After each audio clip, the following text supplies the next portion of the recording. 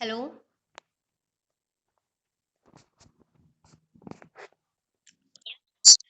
मैं स्टार्ट कर रही हूँ, ठीक है। तो आपके सिलेबस में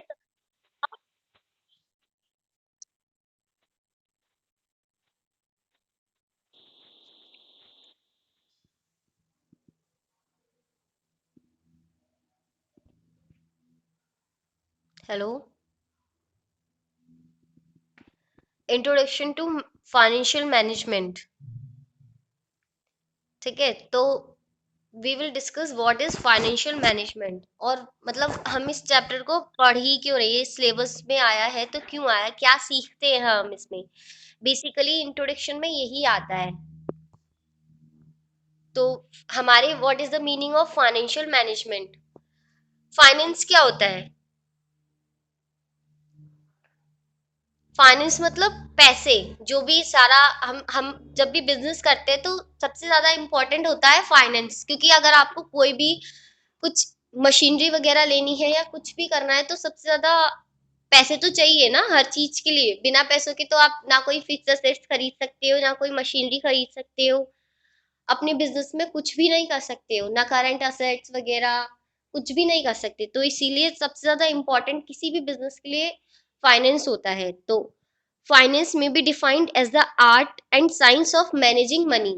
जब हम अपने पैसे को मैनेज करते हैं, मतलब ये डिसीजन लेते हैं कि हमें अपना पैसा किस जगह इन्वेस्ट करना है, क्या क्या, जैसे आपको कैपिटल स्ट्रक्चर कैसा रखना है, डेट ज्यादा रखना है या शेयर्स का पोर्शन ज्यादा रखना है, किस तरीके से आपको अपना कैपिटल स्ट्रक्चर मैनेज करना है, मतलब जो भी फाइनेंस से रिलेटेड जो भी चीजें होती हैं उसको हम पढ़ते हैं फाइनेंशियल मैनेजमेंट में। It includes financial services and financial instruments. जो भी आपकी फाइनेंशियल सर्विसेज होते हैं, मतलब सेल एंड परचेज, मतलब जैसे आप इन्वेंट्री बनाते हो अपनी सामान जब अगर आपकी मैन्युफैक्चरिंग कंपनी है तो आप उसमें पहले इन्वेंट्री बनाओगे, मतलब मैन्युफैक्चर करोगे, उसके बाद ही तो सेल करोगे। तो ये सारी सर्विसेज वगैरह और फाइनेंशियल इंस्ट्रूमेंट जो भी होते हैं। Finance function is the procurement of funds. Finance क्या होता है? ये एक फंक्शन होता है जहां पर हम अपना फंड्स को प्रोक्योर करते हैं, मतलब कलेक्ट करते हैं। जैसे आपको अपना जो फंड्स है वो कहाँ से रेज करने हैं। आपको जब भी आप बिजनेस खोलते हो तो आपको कैपिटल तो चाहिए। तो या तो वो आप डेट्स के थ्रू करोगे या फिर वो आप शेयर्स के थ्रू करोगे। डेट्स में आपके डिवेंचर्स आ जाते हैं, ठीक है। उसके अलावा आप बैंक्स वगैरह से लोन लेते हो, ये सारी चीजें आ जाते हैं। और शेयर्स के थ्रू अगर आप कलेक्ट करोगे तो आप अपने शेयर्स इशू करोगे, या फिर या तो प्रेफरेंस शेयर्स इशू करोगे या फिर कैप इक्विटी शेयर्स इशू करोगे, ठीक है। And their effective utilization in business concern. अब आपने पैसे तो कलेक्ट कर लिए, लेकिन क्या खाली पैसे कलेक्ट करके आप अपना बिजनेस कर सकते हो? नहीं कर सकते। अब उससे भी ज्यादा इंपॉर्टेंट है उनको इन्वेस्ट करना, कि आप अगर आपको सपोज कैपिटल बजटिंग में हमने क्या सीखते हैं, हम कैपिटल बजटिंग में सीखते हैं ना हमारे लिए कौन सा डिसीजन, मतलब जो प्रपोजल है, बिजनेस प्रपोजल, वो बेस्ट है, ताकि उससे हमें मैक्सिमम आउटपुट मिल सके। तो जो सारा अपने पैसे जो आपने कलेक्ट किया उसको हम कहाँ कहाँ किस तरीके से यूटिलाइज करेंगे, ये सारी चीजें आती हैं हमारी फाइनेंशियल मैनेजमेंट में, ठीक है। उसके बाद what is the definition of financial management. The term financial management has been defined by Solomon. अब ये एक डेफिनेशन है जो सोलोमन ने दी है। It is concern with efficient use of an important economic resources, namely capital funds.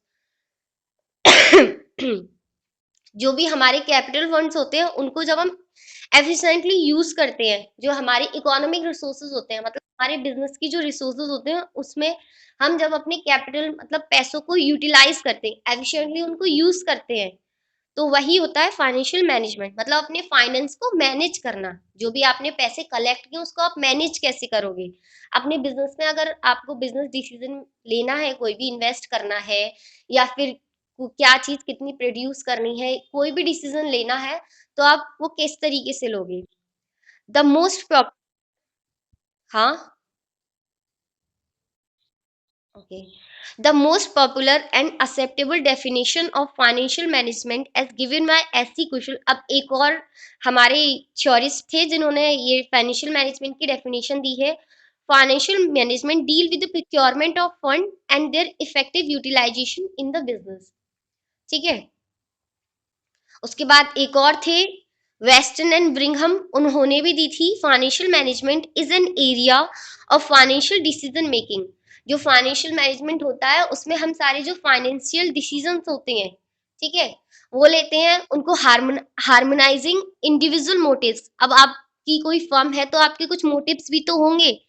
ये तो नहीं है आपने बिजनेस खोल लिया लेकिन बिना कुछ सोचे समझे आप ऐसे ही बिजनेस चलाए जा रहे हो, आपको कुछ मोटिव भी होगा। जैसे आजकल हमारा मोटिव जो है वो वेल्थ मैक्सिमाइजेशन है, प्रॉफिट मैक्सिमाइजेशन से ज्यादा हम वेल्थ मैक्सिमाइजेशन पे फोकस कर रहे हैं, क्योंकि जो प्रॉफिट मैक्सिमाइजेशन का जो ऑब्जेक्टिव होता है वो एक शॉर्ट टर्म ऑब्जेक्टिव है।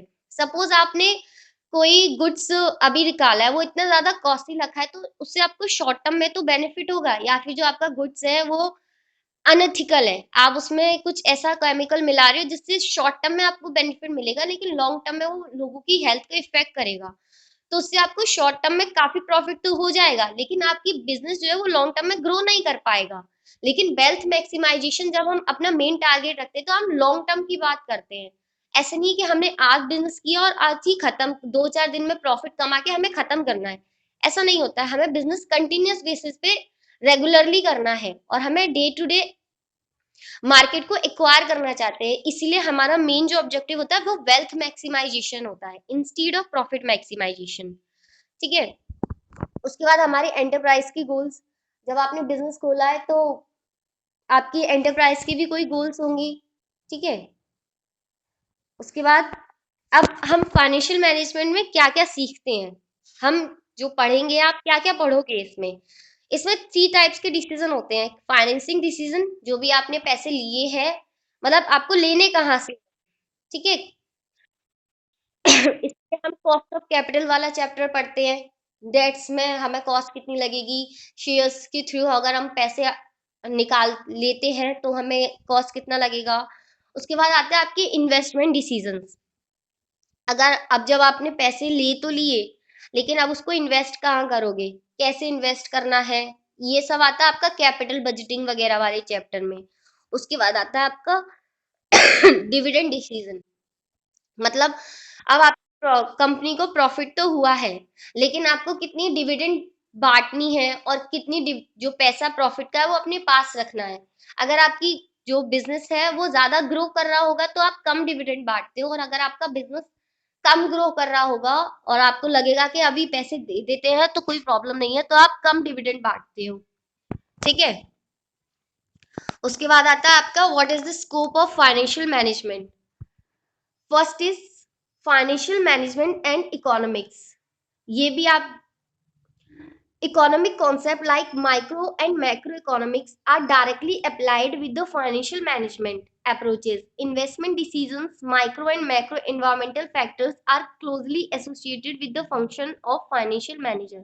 अब जब आप फाइनेंशियल मैनेजमेंट में डील करते हो तो ऐसा आपकी जो बिजनेस है वो कंट्री में ही है, मतलब कुछ आपकी जो बिजनेस है उसमें माइक्रो इन्वायरमेंट होगा जो कि आपके बिजनेस का इफेक्ट करेगा। ठीक है। कुछ मैक्रो इन्वायरमेंट भी होगा जो कि आपके डिसीजंस को इफेक्ट करेगा।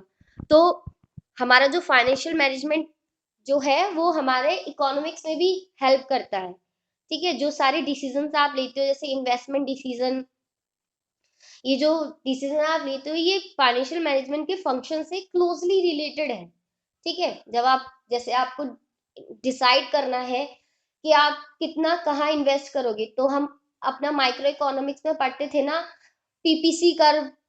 ठीक है। उसके अलावा सारे जो कर्व से फिक्स्ड कॉस्ट, वेरिएबल कॉस्ट, ये जो कर्व्स थे हम पढ़ते थे, तो ये दोनों है ये क्लोजली रिलेटेड है, मतलब हेल्प करते हैं। ये जो सब्जेक्ट है फाइनेंशियल मैनेजमेंट का ये हमें इकोनॉमिक्स में भी हेल्प करता है। उसके बाद आता है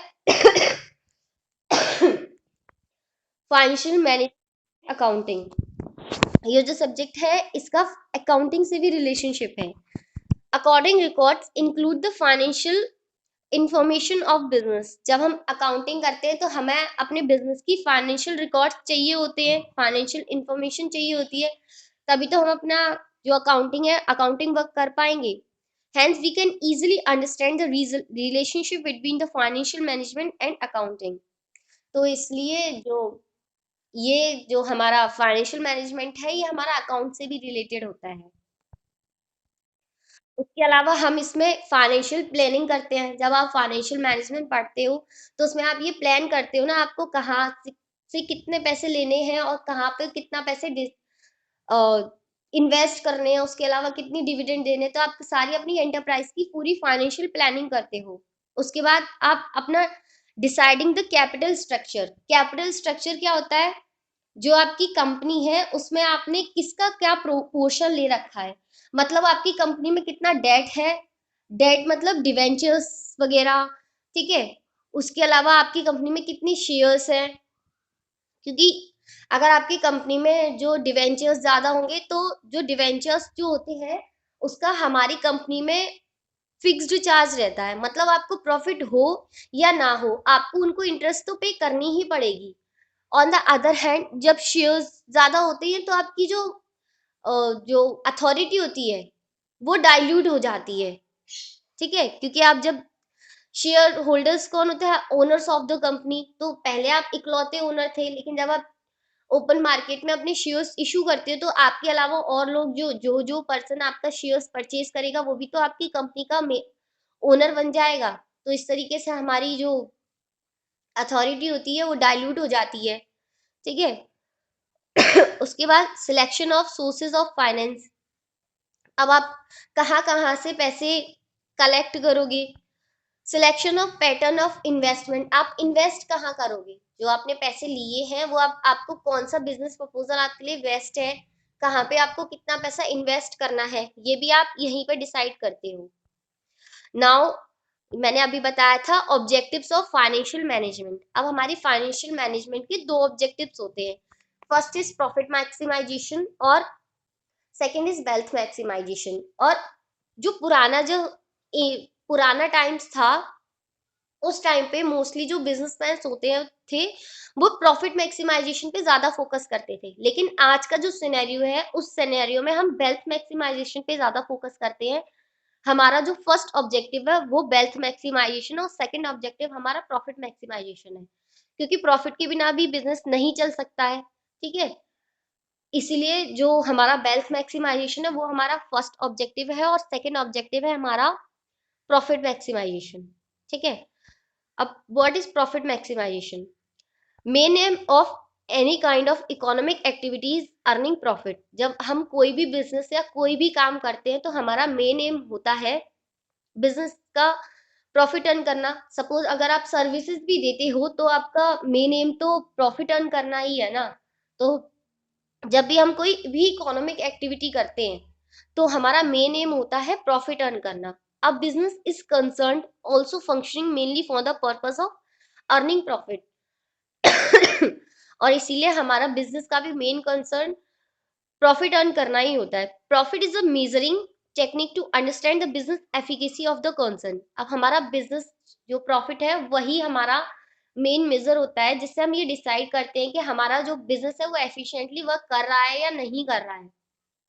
क्योंकि आप काम करते ही जा रहे हो, काम करते ही जा रहे हो, लेकिन अगर आपको कोई प्रॉफिट नहीं हो रहा है, तो आपको कोई फायदा नहीं है, फिर आप उस काम को बंद कर देते हो एक टाइम पे। तो जो प्रॉफिट है वो हमें डिसाइड बताता है कि हमारा बिजनेस कितना एफिशिएंट है, और हमें उसे कंटिन्यू करना चाहिए या नहीं करना चाहिए। अब हमारे प्रॉफिट मैक्सिमाइजेशन के फीचर्स क्या क्या होते हैं। Profit maximization is also called caching as per share maximization. It leads to maximize the business operation for profit maximization. जो हमारा प्रॉफिट मैक्सिमाइजेशन है उसको हम caching as per share maximization भी बोलते हैं, ठीक है। जैसे आपको जितना ज्यादा प्रॉफिट होगा, आप उतनी ज्यादा ही तो डिविडेंड डिस्ट्रीब्यूट करोगे। अगर आपको डिविडेंड जो है वो कोई बिजनेस में फिक्स चार्ज तो है नहीं है कि आपको जो डिविडेंड होता है वो एप्रोप्रिएशन होता है हमारे बिजनेस पे, ठीक है। तो अगर आपको प्रॉफिट हुआ है तो आप डिविडेंड डिस्ट्रीब्यूट करोगे, अदरवाइज आप डिविडेंड डिस्ट्रीब्यूट नहीं करोगे। तो जो प्रॉफिट मैक्सिमाइजेशन होता है वही, इसलिए हम उसको बोलते हैं कैशिंग पर शेयर मैक्सिमाइजेशन। और ultimate aim of business concern is earning profit Hence, it considered all the possible ways to increase the profitability of the concern. उसके बाद आता है हमारा wealth maximization. Wealth maximization is one of the modern approaches which involves latest innovations and improvement in the field of business concern. ठीक है, आजकल ये जो वेल्थ मैक्सिमाइजेशन है ये हमारा मॉडर्न अप्रोच है. ठीक है, जो प्रॉफिट मैक्सिमाइजेशन था वो हमारा प्रीवियस अप्रोच था. The term wealth means, what is the meaning of wealth? Wealth means shareholder wealth or the wealth of the person, those who are involved in the business concern. जो भी हमारे business में जो share holders है या फिर जो भी हमारे बिजनेस में जो ओनर्स हैं उसकी उनकी वेल्थ को इंक्रीज करना. Wealth maximization is also known as value maximization or not net present worth maximization. अब wealth maximization को value maximization और net present worth maximization भी बोलते हैं. ठीक है, और this objective is universally accepted concept in the field of business. और ये जो हमारा wealth maximization का जो object है वो universally accepted है, क्योंकि जब हमारी किसी भी बिजनेस की जब वेल्थ इंक्रीज होती है ना, मतलब हमारे शेयर्स की वैल्यू इंक्रीज हो रही है, हमारी शेयर होल्डर्स की वेल्थ इंक्रीज हो रही है, तो हमारा जो प्रॉफिट है वो ऑटोमेटिकली इंक्रीज हो जाता है. हमारा जो वेल्थ मैक्सिमाइजेशन है इस ऑब्जेक्टिव को जब हम कंसीडर करते हैं तो हमारा जो प्रॉफिट मैक्सिमाइजेशन है उसका जो ऑब्जेक्टिव होता है वो ऑटोमेटिकली फुलफिल हो जाता है. जैसे अब जो टाटा, जनरली काफी सारी कंपनीज, इवन टाटा का आप नाम सुना होगा, वो कितने ज्यादा सोसाइटी के लिए करता है. ठीक है, वो अपना ज्यादा से ज्यादा 60% जो पैसे होते हैं वो दान में दे देते हैं. ठीक है, तो इससे क्या हो रहा है, उनके शेयर होल्डर्स की वेल्थ इंक्रीज हो रही है, उनकी मार्केट वैल्यू बढ़ रही है. ठीक है, लोग बहुत ज्यादा ट्रस्ट करते हैं उनकी कंपनी को, इसकी वजह से उनका प्रोडक्ट भी ज्यादा सेल होता है. Now, what are the functions of finance manager? First is forecasting financial requirement. अब हमें फाइनेंशियल मैनेजमेंट के या फाइनेंस मैनेजर के मेन फंक्शंस क्या क्या होते हैं. हमारा फर्स्ट फंक्शन होता है फोरकास्टिंग फाइनेंशियल रिक्वायरमेंट. जो भी हमारी कंपनी को फाइनेंशियल रिक्वायरमेंट है, मतलब जो भी पैसों की जरूरत है, कितने हमें पैसे चाहिए, उसको फोरकास्ट करना, मतलब एडवांस में ये एस्टिमेट लगाना कि आने वाले फ्यूचर में एक साल में हमारे बिजनेस को कितना पैसा चाहिए.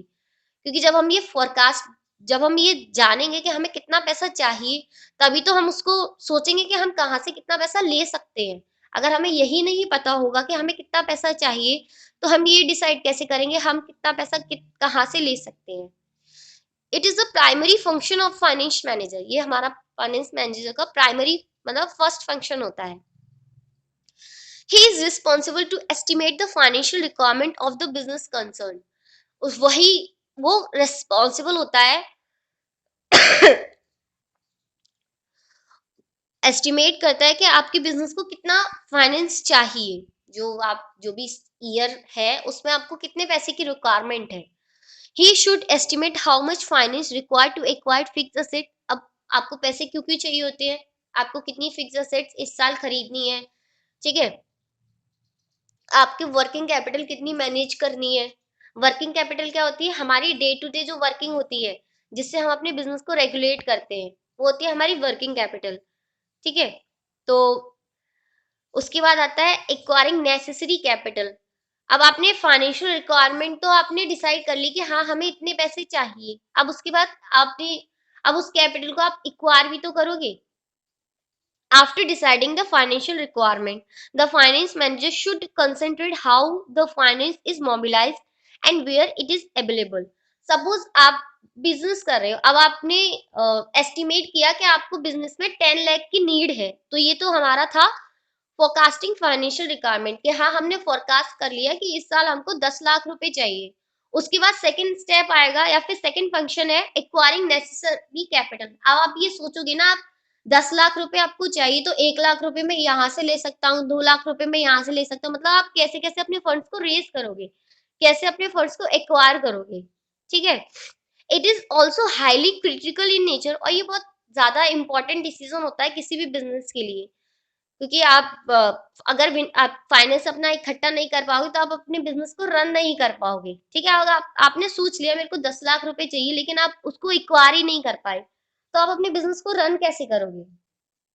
और हर कोई तो आपको पैसे दे नहीं देगा। सपोज आपका न्यू बिजनेस खुला है, तो ऐसा थोड़ी ना है कि आप शेयर्स को मार्केट में इशू कर दोगे तो कोई भी सब हर कोई आपके बिजनेस का शेयर्स परचेज कर लेगा। शेयर्स भी तो हम देख के खरीदते हैं ना, कंपनी की ब्रांड वैल्यू क्या है, हमको आने वाले टाइम में कितना प्रॉफिट हो सकता है, सब कुछ डिसाइड करके सोच के ही तो हम अपना किसी भी शेयर में पैसे इन्वेस्ट करते हैं। तो ठीक है, उसके बाद थर्ड इज इन्वेस्टमेंट डिसीजन। अब आपने पैसे भी इकट्ठे कर लिए, मान लो आपने 10 लाख रुपए इकट्ठे भी कर लिए, कुछ आपने डेट्स ले लिए, डिवेंचर्स इशू कर दिए, कुछ आपने बैंक से उधार ले लिया, कुछ आपने शेयर्स इशू कर लिए, कुछ किसी और से ले लिया, आपने सारा पैसा कलेक्ट कर लिया।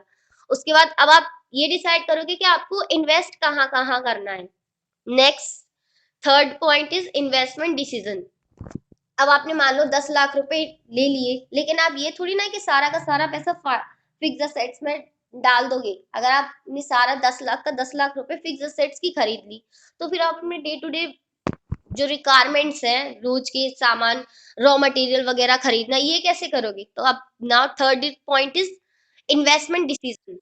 The finance manager must carefully select best investment alternative. अब आपने के पास जो फंड्स होते हैं वो तो लिमिटेड हैं, आपके पास 10 लाख रुपीज ही है। अब आपके पास, आपने जब मार्केट सर्च करोगे तो आपके पास 5-6 इन्वेस्टमेंट डिसीजन आ जाएंगे कि मैं अपना पैसा यहाँ भी सपोज आप अपने पैसे किसी अपने बिजनेस को आगे बढ़ाने के लिए इन्वेस्ट कर सकते हो। ठीक है, या फिर आपके पास 2-3 मशीनरी है, अगर आप एक मशीन है जिसमें आप 5 लाख रुपए लगाते हो तो वो आपको 6 लाख का रिटर्न देगी, दूसरी मशीन है आप उसमें 7 लाख लगाते हो तो वो आपको 9 लाख का रिटर्न देगी। तो इस तरीके से आप इन्वेस्टमेंट डिसीजन डिसाइड करोगे ना, आपको कहाँ पर कितना पैसा इन्वेस्ट करना है। ठीक है, ताकि आपको एक स्टेबल रिटर्न मिल सके जिससे आप अपने बिजनेस को रन कर सको। उसके बाद आता है कैश मैनेजमेंट। अब आपने, चलो आपने इन्वेस्टमेंट डिसीजन भी ले लिया, लेकिन अब जो आपका कैश इन्वेंट्री उसको आप मैनेज कैसे करोगे? प्रेजेंट डेज सपोज आपको कोई किसी को सैलरी देनी है लेकिन आपने कैश मैनेजमेंट प्रॉपरली नहीं किया, आप अपनी आपके पास इतना पैसा ही नहीं है कि आप सैलरी दे पाओ, तो फिर क्या होगा? आपकी जो वर्कर्स हैं, आपके एम्प्लॉयज हैं, वो स्ट्राइक कर देंगे जिससे आपको बहुत ज्यादा लॉस हो सकता है। तो हमारा कैश मैनेजमेंट भी एक इम्पॉर्टेंट डिसीजन है। Present days, cash management plays a major role in the area of finance because proper cash management is not only essential for effective utilization of cash, but it also helps to meet the short-term liquidity position of the concern. ठीक है, जो हमारा cash management है ये खाली effective utilisation of cash का लिए important नहीं है। मतलब ये नहीं है कि हम कैश को अच्छी तरह से मैनेज करते हैं, बल्कि आपके जो डे टू डे वर्किंग होता है उसके लिए भी आपको कैश चाहिए। सपोज आपको रॉ मटेरियल चाहिए, ठीक है, रॉ मटेरियल खत्म हो गया, अब आपने इतना मैनेज नहीं किया, आप उधार भी, आप ऑलरेडी इतना ज्यादा उधार ले चुके हो कि आपका जो सप्लायर है वो अब आपको और उधार नहीं दे रहा। तो अगर आप कैश अच्छे से मैनेज नहीं करोगे तो आपका काम रुक जाएगा क्योंकि आप रॉ मटेरियल ही परचेज नहीं कर पाओगे। ठीक है, तो उसके बाद आता है हमारा inter relation with other departments. अब आपका बिजनेस में काफी सारे डिपार्टमेंट्स भी तो होते हैं, मार्केटिंग डिपार्टमेंट होता है, प्रोडक्शन डिपार्टमेंट होता है, मतलब काफी सारे हमारे बिजनेस में अलग अलग डिपार्टमेंट्स होते हैं। तो उनके बीच में रिलेशनशिप एस्टेब्लिश करना भी, जैसे सपोज जब हम प्रोडक्शन कर लेंगे तभी तो हम मार्केटिंग कर सकते हैं। आपने प्रोडक्शन ही नहीं किया, आपके पास सामान ही नहीं है, आप मार्केटिंग कैसे करोगे? और किस चीज की करोगे? जब आपके पास सामान ही नहीं है तो आप सेल क्या करोगे? मार्केटिंग भी कर ली तो आप सेल क्या करोगे? लोग सामान लेने आएंगे, आपने सपोज अच्छे से मार्केटिंग भी कर ली लेकिन आपके पास सामान ही अवेलेबल नहीं है, तो क्या कोई फायदा होगा आपकी मार्केटिंग का? नहीं, बल्कि आप जब सामान टाइम पे नहीं दे पाओगे तो आपका ब्रांड वैल्यू है जो वो भी कम हो जाएगा, जिससे आपको लॉस ही होगा। ठीक है, finance manager deals with various functional departments such as marketing, production, personal, system, research, development. ये जो अलग अलग डिपार्टमेंट्स होते हैं उसमें भी हेल्प करता है। ये थे हमारे scope of finance functions of financial manager या फिर फंक्शंस ऑफ फाइनेंशियल मैनेजमेंट। ठीक है, उसके बाद आता है what are the importance of financial management. ठीक है, अब इसकी इम्पोर्टेंस क्या होती है। देखो, जो हमारे फंक्शंस होते हैं उसी से ही हमारी इम्पोर्टेंस भी आती है। फर्स्ट इज, जो हमारा फंक्शन क्या था, फंक्शन था हमारा फोरकास्टिंग फाइनेंशियल रिक्वायरमेंट। अब इसी से हमारी इसका इंपॉर्टेंस आ जाएगी, फाइनेंशियल प्लानिंग। ठीक है, जब हम फोरकास्ट कर ले तो हम इसका मतलब हम प्लान ही तो कर रहे हैं, अपने फाइनेंशियल जो नीड्स है उनका प्लान कर रहे हैं। Financial management helps to determine the financial requirement of the business concern. जो हमारी फाइनेंशियल रिक्वायरमेंट्स होती है उनको डिटरमाइन करने के लिए हमारा जो फाइनेंशियल मैनेजमेंट होता है वो हेल्प करता है। आप लोग हो ना? हेलो। हाँ, ठीक है। Financial management helps to determine the financial requirement of the business concern and leads to take financial planning of the concern. तो जो फाइनेंशियल मैनेजमेंट होता है उससे हम अपनी फाइनेंशियल प्लानिंग अच्छे से कर सकते हैं। ठीक है, financial planning is an important part of the business and concern. किसी भी बिजनेस के लिए सबसे इम्पोर्टेंट क्या होता है, फाइनेंशियल प्लानिंग।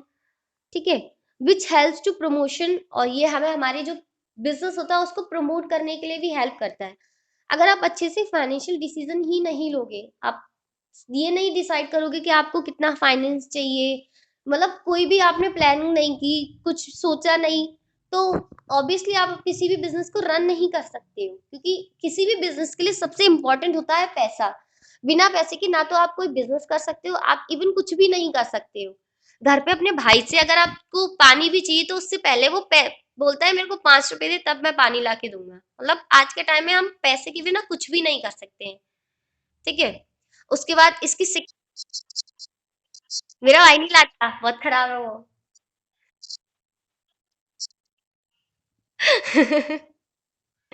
उसके बाद आता है एक्विजिशन ऑफ फंड्स।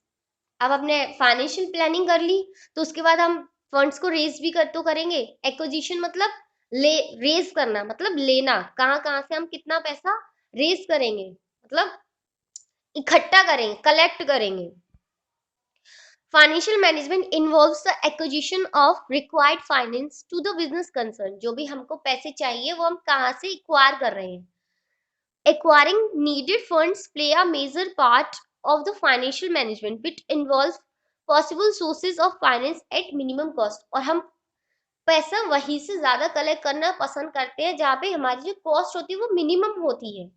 ठीक है, अगर सपोज आपको जो रेट ऑफ रिटर्न है वो 10% है, मतलब आपको प्रॉफिट किसी भी जो आपने बिजनेस में इन्वेस्ट किया है, इन्वेस्टमेंट डिसीजन लिया था, तो आपने 10 लाख रुपए इन्वेस्ट किए, अब आपको वहां से मिल रहे हैं 10%, मतलब 10 लाख पे 1 लाख का आपको फायदा हो रहा है।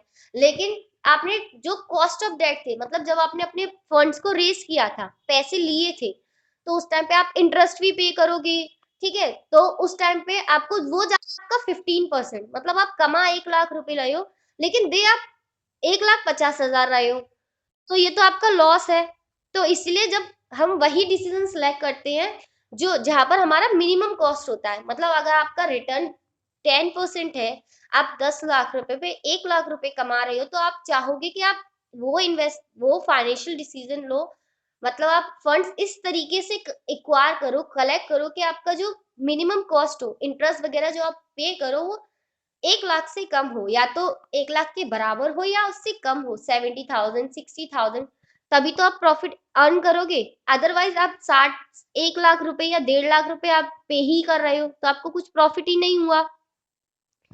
तो हम वही इस तरीके से अपने फंड्स को एक्वायर करते कि उसकी कॉस्ट जो है वो मिनिमम आए, मतलब कम से कम आए। उसके बाद आता है प्रॉपर यूज ऑफ फंड्स। अब आपने फंड्स रेज कर लिया, अब उसको प्रॉपर यूज भी तो करना पड़ेगा। Proper use and allocation of funds leads to improve the operation of efficiency of the business concern। मतलब जो हमारी ऑपरेशन, जब हम अपने फंड्स को अच्छी तरीके से यूज करते हैं, तो उससे जो हमारी ऑपरेशनल एफिशिएंसी होती है, मतलब जो हमारी डे टू डे काम करने की एफिशिएंसी होती है वो अच्छे से इंक्रीज हो जाती है। क्योंकि जब आपके पास आपने प्रॉपरली अपने सारे डिसीजन ले लिए, अपने फंड्स को अच्छी तरह से यूज किया है, तो आप अच्छे से प्रॉपर सैलरी दे पाओगे, प्रॉपर रॉ मटेरियल ले पाओगे, उसके अलावा आप अपने सारे काम अच्छे से कर पाओगे, ठीक है? तो आपका बिज़नेस भी स्मूथली रन करता रहेगा। When the manager uses the fund properly, they can reduce the cost of capital and increase the value of the firm. जब हम कोई भी मैनेजर या हम लोग जब अपने फंड्स को प्रॉपरली यूटिलाइज करते हैं, तो उससे हमारी कॉस्ट ऑफ कैपिटल भी रिड्यूस हो जाती है, क्योंकि जो वेस्टेज होती है वो रिड्यूस हो जाती है, ठीक है? तो और हमारी जो फर्म होती है उसकी वैल्यू भी इंक्रीज होती है, मतलब बढ़ जाती है। उसके बाद आता है financial decision. Financial management helps to take sound financial decision in the business concern. जब हम फाइनेंशियल डिसीजन लेते हैं, तो फाइनेंशियल मैनेजमेंट की हेल्प से हम अच्छे से, मतलब प्रॉपर साउंड मतलब बेटर फाइनेंशियल डिसीजन ले सकते हैं। जो हमारा फाइनेंशियल डिसीजन होता है वो हमारी पूरी जो फर्म है उसके ऑपरेशंस को इफेक्ट करता है। अगर आपने अपने जो पैसे हैं उसका ही डिसीजन अच्छे से नहीं लिया, तो आप अपनी प्रॉपर वर्किंग नहीं कर पाओगे जो हमारा बिजनेस है उसमें। उसके बाद आता है इम्प्रूव प्रॉफिटेबिलिटी। जब आप अपनी सारी डिसीजंस को अच्छे से लेते हो, तो आपकी जो प्रॉफिट है बिजनेस के वो भी अच्छे से इंक्रीज हो जाते हैं। Profitability of the concern purely depends on the effective and proper utilization of funds by the business concern, ठीक है? जो हमारे प्रॉफिट्स हैं वो हम इससे, जब हम प्रॉपर फाइनेंशियल डिसीजन लेते हैं, तो हमारे जो प्रॉफिट्स हैं वो भी इंक्रीज हो जाते हैं, क्योंकि हमारे सारे काम हम टाइम पे करते हैं और मिनिमम कॉस्ट पे हम रेज करते हैं और मैक्सिमम रिटर्न देखते हैं, तो उससे हमारे प्रॉफिट्स भी इंक्रीज होते हैं। उसके बाद आता है increase the value of the firm. और जब हमारी सब कुछ अच्छा रहता है, तो हमारी जो जो हमारा ऑब्जेक्टिव था वेल्थ मैक्सिमाइजेशन का, वो भी हम अचीव कर लेते हैं, जिससे हमारी जो वैल्यू होती है फर्म की वो भी इंक्रीज हो जाती है। Financial management is very important in the field of increasing the wealth of the investors and the business concern। इससे हमारे जो इन्वेस्टर्स की जो वेल्थ होती है और जो हमारा बिजनेस उसकी वेल्थ होती है वो अच्छे से इंक्रीज होती है। Ultimate aim of any business concern will achieve the maximum profit, and higher profitability leads to maximize the wealth of the investor as well as the nation। और जब हमारी बिजनेस की जो वेल्थ है वो मैक्सिमाइज होगी, तो उससे हमारे जो कंट्री है वो भी डेवलप करेगा, ठीक है? उसके बाद आता है प्रमोटिंग सेविंग्स। जो हमारा बिजनेस है, फाइनेंशियल डिसीजन, वो हमारी सेविंग्स को भी प्रमोट करता है। Savings are only possible when the business concern earn higher profitability and maximizing wealth. जो हमारी सेविंग्स है वो भी तभी पॉसिबल होती है ना, जब हम ज्यादा से ज्यादा अर्न करेंगे। मान लो आपकी इनकम ही नहीं, आपके खर्चे हैं 10,000 और आपकी इनकम है 5,000, तो आप सेव कहाँ से करोगे? आप सेव तो जब करोगे ना जब आपकी इनकम 15,000 है और आपका खर्चे 10,000 है। तो ये तो हम जब भी डिसाइड करेंगे ना, जब हम प्रॉपर डिसाइड करेंगे। जैसे मैं भी हूँ, तो मैं भी जब मेरे को पैसे मिलते हैं, तो मैं पहले ये सोचती हूँ ना, मेरे को